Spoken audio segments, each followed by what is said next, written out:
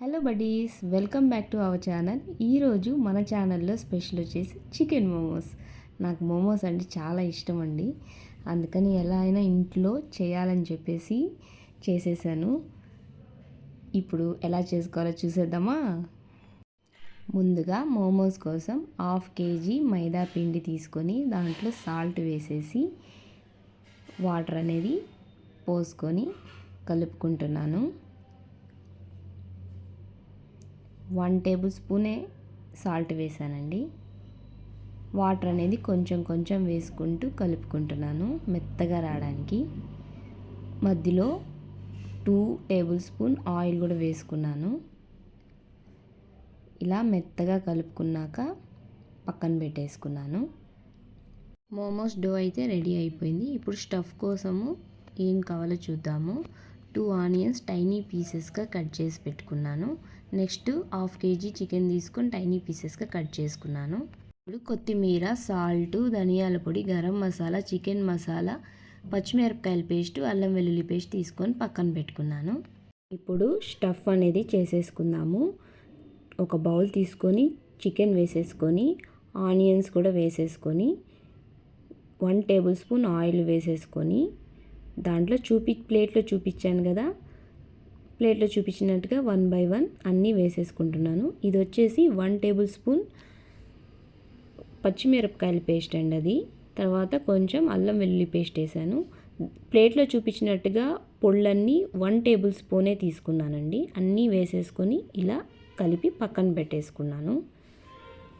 తర్వాత డో తీసుకున్నాను కదా, అవి ఇలా పల్చగా పాముకోవాలండి. పల్చగా పాముకొని ఏదన్నా ఒక బాక్స్ ఉంటే బాక్స్ మీద క్యాప్ ఉంటుంది కదా, ఆ క్యాప్తో అన్నీ ఒకే షేప్ వచ్చేలాగా కట్ చేసుకున్నాను. తర్వాత 2 టైప్స్ చూపిస్తున్నానండి మోమోస్ ఎలా చేసుకోవాలనేది. నాకు 2 టైప్సే వచ్చు, ఆ 2 టైప్సే చేసి చూపిస్తున్నాను. ఇది ఫస్ట్ ఒక టైప్ చేశాను. ఇదొక షేప్ అండి. నెక్స్ట్ వచ్చేసి ఇదొక షేప్.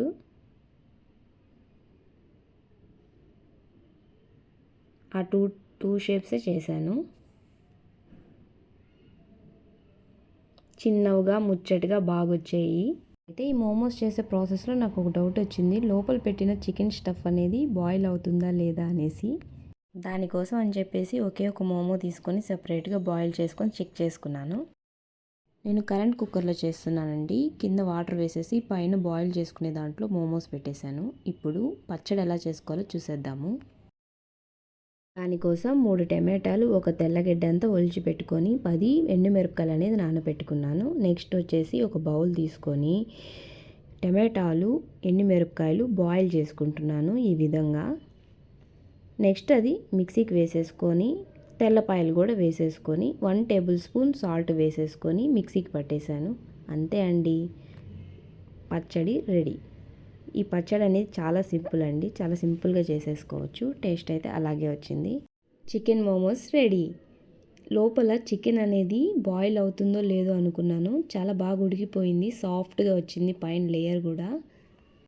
ఇంట్లోకి బయటకి డిఫరెన్స్ ఏంటంటే మనం ఇంట్లో చేసుకుంటే హెల్తీగా హైజీన్గా ఉంటుంది.